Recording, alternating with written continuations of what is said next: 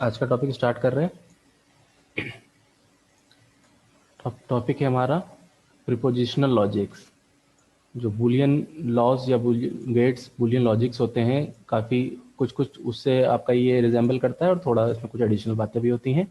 Preposition होता क्या है? अ preposition is defined as a declarative sentence that is either true or false but not both or any other value, जिसके सिर्फ दो ही answer हो सकते हो, ट्रू और फॉल्स, जैसा बुलियन में होता है आपका सिर्फ दो ही वैल्यूज, ट्रू और false. Also called as sentence और स्टेटमेंट और WFF, वेल फॉर्म्ड फॉर्मूला। ये प्रीपोजिशन लॉजिक एग्जांपल कुछ है, जैसे ही विल कॉल मी, तो इसके दो ही बात होंगी, तो कॉल करेगा मतलब ट्रू, नहीं करेगा फॉल्स।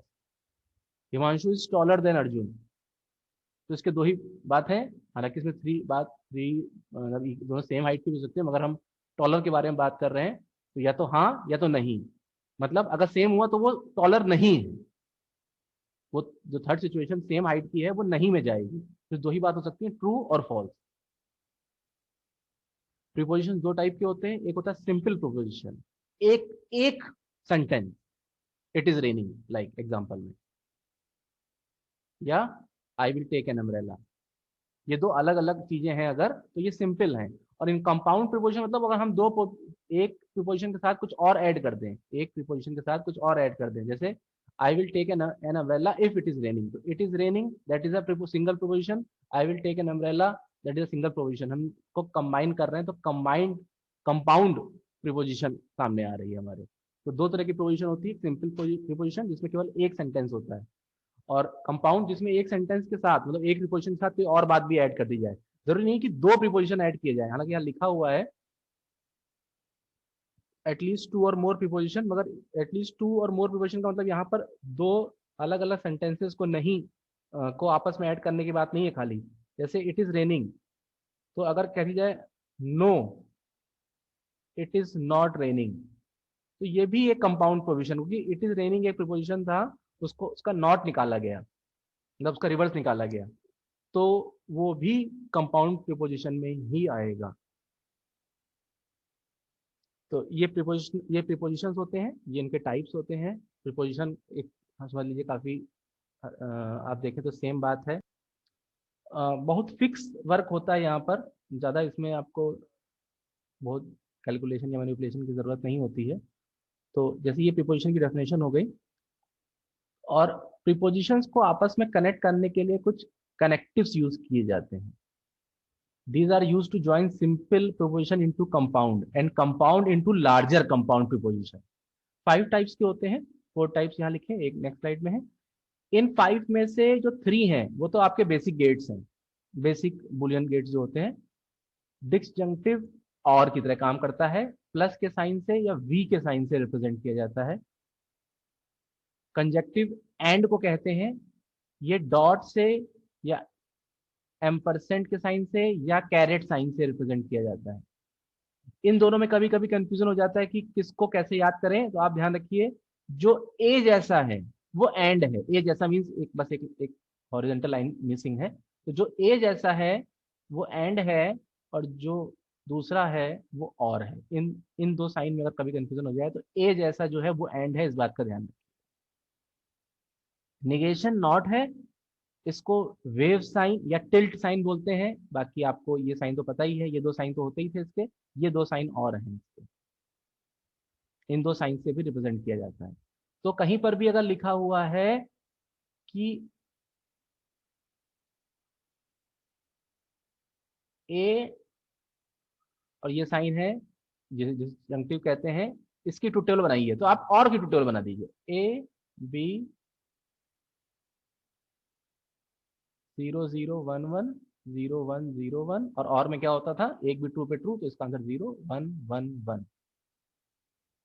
इस तरह से ये इसकी टू टेबल हो जाएगी, सेम एंड के लिए सेम नॉट के लिए। नॉट में सिंगल इनपुट होता है, और बाकी इन दो में एटलीस्ट टू इनपुट्स चाहिए इनको। तो इस वाले केस में दो, एक एक को दो ही इनपुट चाहिए, एक और के साइन को या एक डिस्टेंसिंग साइन को सिर्फ दो ही इनपुट लिख सकते हैं, उससे ज्यादा और इनपुट है तो फिर और साइन लगाना पड़ेगा, एक और डिस्टेंसिंग का साइन लगाना पड़ेगा। तो ए और बी और सी, या डिसजंक्टिव ए, डिसजंक्टिव बी, डिसजंक्टिव सी, ऐसे इसको लिखना पड़ेगा। तो ये थ्री तो आपके वही हैं जो पुराने आपके लॉजिक गेट जैसे होते थे, एंड और नॉट, बिल्कुल, या बुलियन ऑपरेटर, आपके लॉजिकल ऑपरेटर भी यही होते हैं। तो इनमें सिर्फ आपको नेम लर्न करना और किसको क्या कहते हैं ये याद रखना है। तो डिसजंक्टिव कंजक्टिव में ये वाला जो साइन है ये एंड का काम करेगा, बस इसको आप ऐसे याद रखिए। फिर आता है फोर्थ नंबर पे कंडीशनल। इम्प्लीकेशन भी कहते हैं, इफ देन भी कहते हैं। बहुत सिंपल सी बात है, ऐसे डेफिनेशन लिखी हुई वो भी पढ़ लीजिए आप, या मैं एक और बात बोलूंगा आप उसको उस तरह से भी याद रख सकते हैं। It is false if A is true and B is false. सिर्फ एक केस में ये फॉल्स देगा, ये ए का मतलब फर्स्ट इनपुट, बी का मतलब सेकंड इनपुट से। ए अगर ट्रू है और बी फॉल्स है, the rest case are true, represented by this arrow sign और दिस साइन ऑल्सो। इस साइन के आगे एक डॉट लगा रहता है, ये साइन भी है इसका। तो बहुत सिंपल सी बात मैं आपको समझा रहा हूँ कि पी क्यू दो इनपुट है और पी कंडीशनल क्यू लिखा हुआ है या पी इंप्लीकेशन क्यू लिखा हुआ है। तो पी से क्यू पे जाते समय वैल्यू या तो सेम हो या इंक्रीज हो, तो वन, अगर डिक्रीज हुई तो जीरो। यही बात यहां भी कह रहा है, मगर मैं उसको दूसरे वे में आपसे बोल रहा हूं कि अगर पी से क्यू में जाते समय वैल्यू डिक्रीज हो जाए, भाई वैल्यू दो ही होंगी, जीरो और वन, दो ही तरह की वैल्यू है, तो वन से जीरो हो जाए, अगर मतलब डिक्रीज हो जाए तो जीरो, बाकी सब जगह वन। और खास बात ये ध्यान रखनी है कि अगर ये चीज ऐसे लिख दी जाए पी कंडीशनल क्यू, तो पी से क्यू की तरफ देखना पड़ेगा आपको। तो पी से क्यू की तरफ दोनों जीरो है, सॉरी क्यू से पी की तरफ, शायद मैंने पी से क्यू बोल दिया, क्यू कंडीशनल पी लिखा हुआ है तो आपको क्यू से पी की तरफ देखना होगा। तो जीरो से जीरो, जीरो, और वन से जीरो, मतलब ये डिक्रीज हो रही है, तो यहाँ, एक मिनट फिर से बता रहा हूँ, क्यू से पी की तरफ देखना है आपको और वैल्यू सेम है तो आंसर वन। क्यू से पी की तरफ यहाँ पर वैल्यू डिक्रीज हो रही है इसलिए यहाँ पर जीरो। क्यू से पी की तरफ वैल्यू इंक्रीज हो रही है इसलिए वन, और क्यू से पी की तरफ वैल्यू सेम है इसलिए one. So be sure about this thing कि P implication q is not equals to q implication p। इस बात का ध्यान रखेंगे। स्क्रीनशॉट चाहे तो आप इस तरह से भी ले सकते हैं, इसमें आपकी एडिशनल बात भी ऐड, मतलब ये एक नया कॉलम ऐड हो गया और नीचे एक स्टेटमेंट ऐड हो गया, तो आप इसके थ्रू भी स्क्रीनशॉट कर सकते हैं इसका। ऊपर के पहले तीन तो फिर से बोल रहा हूँ कि आपके एंड और नॉट ही हैं। फोर्थ कंडीशनल एम्प्लीकेशन के इम्प्लीमेंटेशन में अगर आपको कोई डाउट है अगर, तो क्वेश्चन पूछिए अगर किसी को डाउट है अगर तो। कंडीशनल ऑपरेटर या कंडीशनल कनेक्टिव में अगर किसी को डाउट है तो बताइए। ठीक है। और दूसरा है बाय कंडीशनल, या उसको इक्वलेंस भी बोलते हैं। इफ एंड ओनली इफ भी कहते हैं। It gives true only when both the inputs are same, otherwise return false. तो पी कंडीशनल क्यू है, पी पी और क्यू दो आपके पोजिशनल हैं, तो पी बाय कंडीशनल क्यू का आंसर जीरो जीरो सेम है इसलिए वन, वन वन सेम है इसलिए वन, और बाकी दोनों जगह जीरो की, दोनों की पी और क्यू दोनों की वैल्यू सेम नहीं है। इस केस में अगर क्यू बाय कंडीशनल पी लिख भी दिया जाए तो भी उसका आंसर वही आएगा जो पहले वाले का है, क्योंकि दोनों साइड सेम वैल्यू है। इसलिए P by conditional Q is same as Q by conditional P. ऐसा कंडीशनल के साथ नहीं होता, बाय कंडीशनल के साथ हो रहा है। फिर एक चीज होती है truth value. It is defined as the truth और फॉल्सिटी ऑफ अ प्रिपोजिशन। मतलब कोई एक प्रिपोजिशन लिखा है, जैसे वहां लिखा था मैंने कि he will come to my home, तो उसकी ट्रुथ वैल्यू क्या है, या तो ट्रू या तो फॉल्स। आएगा तो ट्रू, नहीं आएगा तो फॉल्स। तो इसे बोलते हैं ट्रुथ वैल्यू। एक होता है डिसजंक्टिव नॉर्मल फॉर्म, एक्चुअली में ये एसओपी है। ये साइन यहाँ पे लगा हुआ है, मतलब ये प्लस का साइन है, ये इसका मतलब ये डॉट का साइन है, तो इसका मतलब ये क्या लिखा हुआ है, A dot C plus B dot D. तो ये आपको पता है कि एसओपी का एक्सप्रेशन है। तो इसको डिसजंक्टिव नॉर्मल फॉर्म भी कहते हैं, जो एसओपी ही एक्चुअली में होता है। और कॉन्जेक्टिव नॉर्मल फॉर्म वो आपका पीओएस है। Understand it as POS. By conditional में ट्रुथ वैल्यू में कंजेक्टिव नॉर्मल फॉर्म और डिसजंक्टिव नॉर्मल फॉर्म और कंजेक्टिव नॉर्मल फॉर्म में कोई डाउट किसी को है तो बताइए, स्क्रीनशॉट करिएगा।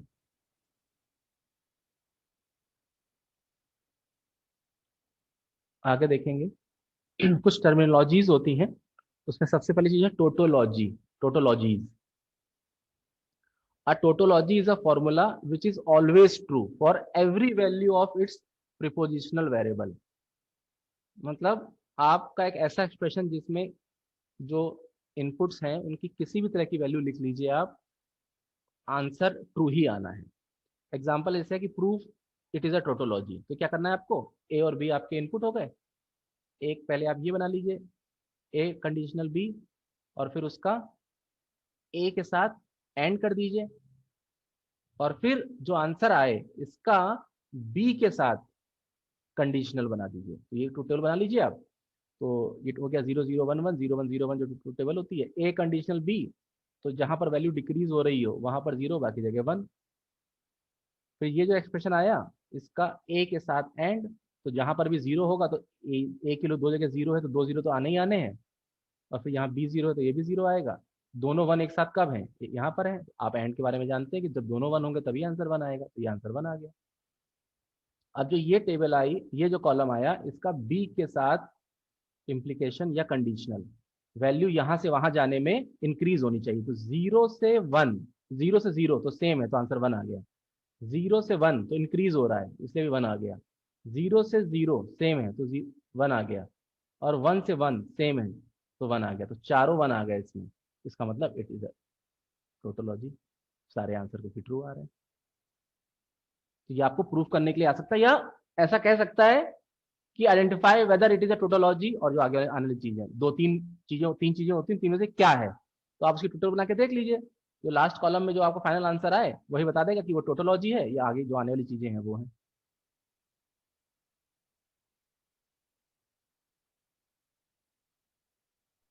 आगे देखते हैं। अगली चीज है contradiction. A contradiction is a formula which always falls for every value of its proposition। बिल्कुल सिंपल सी बात है, कोई एक्सप्रेशन दिया है, आप उसका टोटल बनाइए और उसके फाइनल कॉलम में सारे 0 ही आ जाए, तो जो है वो एक कॉन्ट्रडिक्शन है। ये आप देख सकते हैं ऐसे लिखा हुआ है, तो ए बी बना लिया, ए और बी बना लिया, ए का नॉट बी का नॉट मतलब निगेशन बना लिया, उन दोनों का फिर से एंड कर दिया, और इसका आपस में एंड कर दिया। तो आप इसका आंसर देखेंगे तो सारे 0 आ रहे हैं, तो इसका मतलब इट इज अ कॉन्ट्रडिक्शन। तीसरी चीज जो है वो है कंटेंजेंसी। ऐसा एक्सप्रेशन जिसका टोटल बनने पर उसके जो फाइनल आंसर हो वो ना तो प्योर 1 हो, मतलब ना तो सारे 1 हो ना तो सारे 0 हो, कुछ 1 कुछ 0 हो।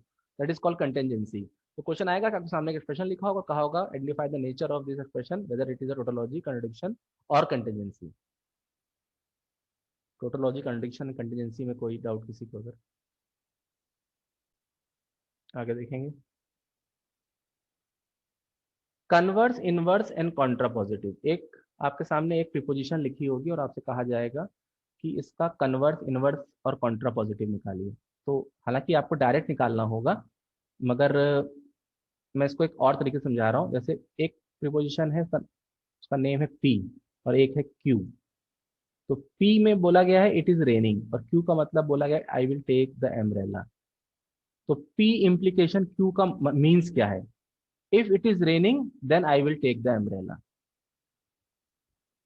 यहाँ पर जो पी होता है, पी इम्प्लीकेशन क्यू में, जो पहला वाला होता है उसे हाइपोथेसिस बोलते हैं और सेकंड वाले को कंक्लूजन बोलते हैं।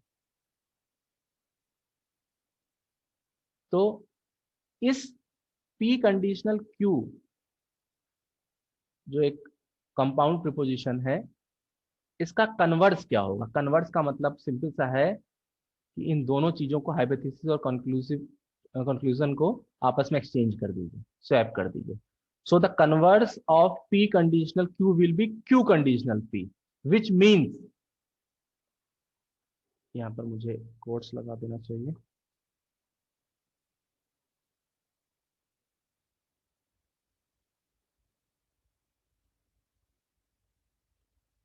which means I will take the umbrella if it is raining.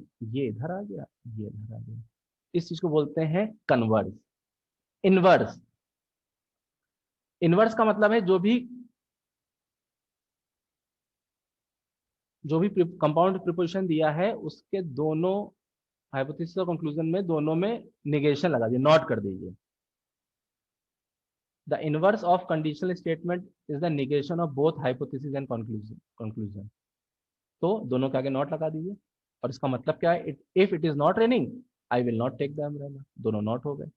आपको क्या लिखा जाएगा, ऐसे लिखा होगा और कहा जाएगा कॉन्ट्रा पॉजिटिव लिखिए, सॉरी मतलब कन्वर्स लिखिए या इनवर्स लिखिए या कॉन्ट्रा पॉजिटिव जो आ रहा है अभी वो भी। कॉन्ट्रा पॉजिटिव क्या है, it is the inverse of the converse, मतलब लिखा है पी कंडीशनल क्यू, तो पहले आप उसका इनवर्स कीजिए, तो इनवर्स पहले उससे कन्वर्स कीजिए तो वो हो गया क्यू कंडीशनल पी, और फिर इसका इनवर्स कर दीजिए, मतलब एक्सचेंज और नॉट दोनों काम कर दीजिए। तो इसका मतलब क्या हो जाएगा, I will not take the umbrella if it is not raining. अगर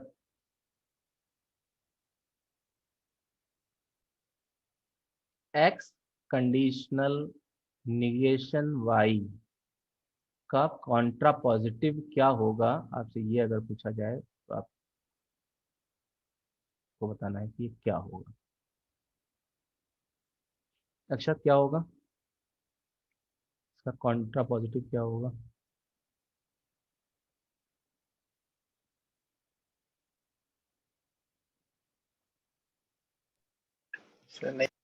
ये चीज ध्यान रखिए, इसका कॉन्ट्रा पॉजिटिव निकाला तो ये निकला, और इसका इनवर्स निकाला तो ये निकला। इनवर्स का मतलब दोनों के आगे नॉट लगाना, और नॉट लगाते समय अगर पहले से नॉट लगा हुआ है तो जो नया नॉट आप लगाएंगे वो प्रीवियस नॉट को कैंसिल कर देंगे।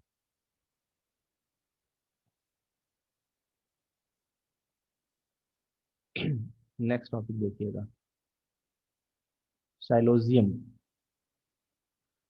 The logical process of drawing conclusion from given preposition. Preposition को प्रीमिसेस भी कहते हैं, इज कॉल्ड साइलोजियम। इसके दो तरीके होते हैं इसको करने के, एक ट्रुथ टेबल होता है, एक अलजेब्रिक होता है। हम खाली ट्रुथ टेबल के बारे में बात करेंगे अभी। Truth table method to draw conclusion from given preposition P, एक नॉर्मल प्रीपोजिशन है, एक कंपाउंड प्रीपोजिशन है, और कहा गया इससे इन्फर करो क्यू। इन्फर क्यू मतलब क्यू, क्यू इसका कंक्लूजन है कि नहीं है, ये निकालना है। तो इसको कैसे करेंगे, इसको आप P1 मान लीजिए, इसको आप P2 मान लीजिए। तो किन्हीं भी दो गिवन प्रीपोजिशंस का जो कंक्लूजन होता है वो उनका डॉट होता है, उनका डॉट होता है। तो कंक्लूजन टू ड्रॉ, उसको हम सी मान लें अगर, तो वो क्यू है। तो इसके लिए आपको करना क्या क्या होगा ये समझिए, सिंपल सी बात। पी है और पी क्यू है, मतलब टोटल मिलाकर दो चीजें हैं, तो आप इसको टोटल बनाइए इसकी, एक पी और एक क्यू कॉलम। फिर पी कंडीशनल क्यू की बनाइए, फिर इन दोनों को आपस में डॉट कर दीजिए। P1 डॉट P2 कंडीशनल सी होना चाहिए, ये आपको करना है। तो P1 क्या है, P1 P है, P2 क्या है, P कंडीशनल Q। इन दोनों का डॉट आपने निकाल लिया है। अब आप इसका कंडीशनल निकालिए कंक्लूजन से, कंक्लूजन कौन है, Q। तो अब देखिए, आपको जब आप ट्यूटर बनाएंगे ये वाली, तो इस P कंडीशनल Q का मतलब यहाँ 0 आ गया, इसके डॉट का मतलब ये बन गया। अब इसका जब Q के साथ, तो इससे Q की तरफ जाइए, तो सेम है तो 1 आएगा, ये भी इंक्रीज है तो 1 आएगा, यहाँ 0 से 0 सेम है तो 1 आएगा, और 1 से 1 सेम है तो 1, सारे 1 आ रहे हैं। कंक्लूजन क्या है कि इट इज अ टोटोलॉजी। इसमें हो सकता है थोड़ा कंफ्यूजन हुआ हो, फिर से मैं इस चीज को बोल रहा हूँ। कि आपको अगर बोला गया है, प्रीपोजिशंस दी गई हैं दो और कहा गया है कि इसका इन्फर, इन्फर मतलब इंटरफेरेंस होता है, क्यू से फाइंड करिए। तो आपका एक प्रीपोजिशन पी है, दूसरा क्यू है, इन दोनों का पहले तो आप डॉट कर लीजिए। प्रीपोजिशन कुछ और भी हो सकते हैं, जैसे कि दिया हुआ है, एक प्रीपोजिशन दिया है पी कंडीशनल क्यू, एक दिया है क्यू कंडीशनल आर, और कहा जाता है कि पी कंडीशनल आर, इनका इन्फर इससे करो। तो आप P Q R three columns बना लेंगे तो टेबल में, फिर एक पी कंडीशनल क्यू की वैल्यू निकालेंगे और फिर क्यू कंडीशनल आर की वैल्यू निकालेंगे,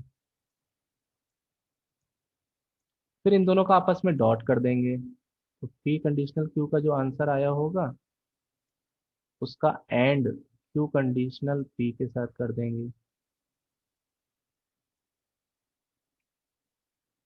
और फिर एक पी कंडीशनल क्यू आर निकालेंगे। अब एक ये आंसर आ गया है, और ये जिसके इन पर इसको करना है, अब इसका इसके साथ कंडीशनल जो फाइनल एक्सप्रेशन होगा वो थोड़ा सा लेंदी हो गया है, P conditional Q dot Q conditional R, इसका कंडीशनल मतलब इम्प्लीकेशन पी कंडीशनल आर से निकालिए। अब ये आप यहाँ पर सारे वन या तो सारे जीरो या वन जीरो होने चाहिए, उसको चलेगा कि वो टोटोलॉजी है, कॉन्ट्रडिक्शन है या कंटीन्यूसी है। फिर से समझ लीजिएगा, यहाँ पर हमेशा आपको दो प्रीपोजिशन दिए होंगे, आप पहले उनका डॉट निकालेंगे। उन दो में अगर कोई कंपाउंड है, जैसे यहाँ पर पी कंपाउंड नहीं है, सिंपल है, तो पी को तो डायरेक्ट लिख रहने दिया, मगर पी कंडीशनल क्यू एक कंपाउंड है तो उसका एक कॉलम बनेगा। यहाँ पर पी कंडीशनल क्यू और क्यू कंडीशनल आर दोनों कंपाउंड थे, दोनों का कॉलम बना था, और जिसके थर्ड उसको निकालना उसका भी एक कॉलम बनाना पड़ा था। तो जो भी दो प्रीपोजिशन दी होंगी, आपको पहले उनका डॉट करना होगा और उनका कंडीशनल कंक्लूजन से करना होगा, तो उससे पता चलेगा कि ये क्या है। तो फिर से बता दे रहा हूँ पूरी बात एक बार आपको मैं, पी और क्यू दो गिवन प्रीपोजिशंस थे, या प्रेमिसेस भी कहते हैं इनको। तो पी और क्यू लिख लिया, और एक प्रीपोजिशन जो था पी कंडीशन क्यू था तो उसका भी एक कॉलम बनाया, फिर इसका और इसका आपस में डॉट कर दिया, ये आया जिससे, और जिसका जिसके इन्फर करना था उसका इम्प्लीकेशन या कंडीशनल का एक कॉलम बनाया, और फाइनल आपको एक वैल्यू मिल जाएगी। इस बात का ध्यान रखना है कि कोई भी गिवन प्रीमिसेस या प्रोपोजिशन जो है वो सिंपल प्रीपोजिशन या कंपाउंड प्रीपोजिशन हो सकता है, आपको दोनों प्रीपोजिशंस का डॉट निकालना है, और जिसके इन्फर करने के लिए कहा गया उसका उस पर उसका इम्प्लीकेशन निकालना है।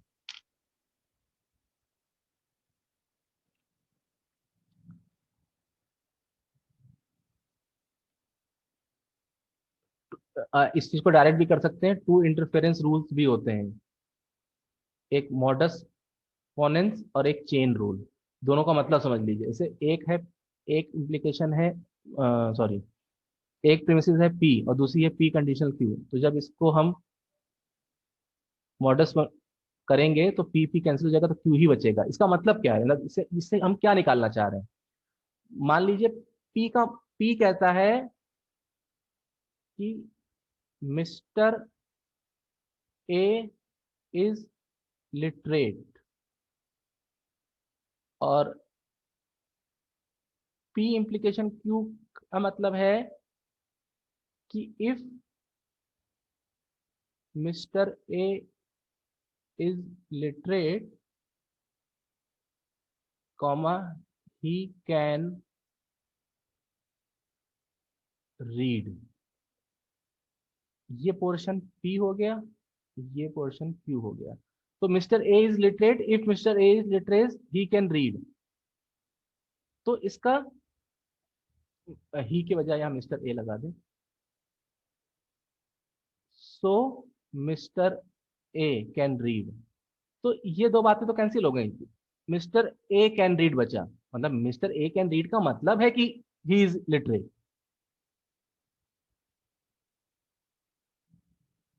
ये बात समझ में आई तब कि अगर ऐसा लिखा है तो जो सिंगल वाला है, हालांकि चेन रूल में भी यही होता है, सेम चीजें जो है वो कैंसिल हो जाती है, मगर ये यहाँ पर एक जो है वो सिंगल है, सिंपल है, और एक कंपाउंड है। तो कंपाउंड वाला में अगर कोई सिंगल वाला आता है तो उसको हटा दीजिए, तो डायरेक्ट जो बचता है वो ये वाला, सिर्फ कंक्लूजन ही वाला पार्ट ही बचता है। ऐसे ही चेन रूल क्या है कि P इम्प्लीकेशन Q और Q इम्प्लीकेशन R, तो ये क्या हो गया इसका मतलब कि रेफरेंस, समझते होंगे सब लोग, चेन रूल मैथ में भी होता है। इसका मतलब है कि Q कंडीशनल R, जैसे P का मतलब है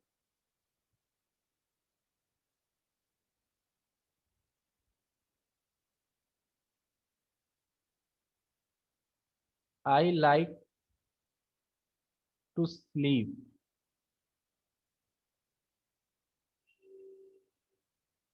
आई डोंट लाइक टू वर्क। इसमें ये P वाला पार्ट हो गया, ये Q वाला पार्ट हो गया। Q कंडीशनल R का मतलब I don't like to work, ये Q तो यहीं से आया है।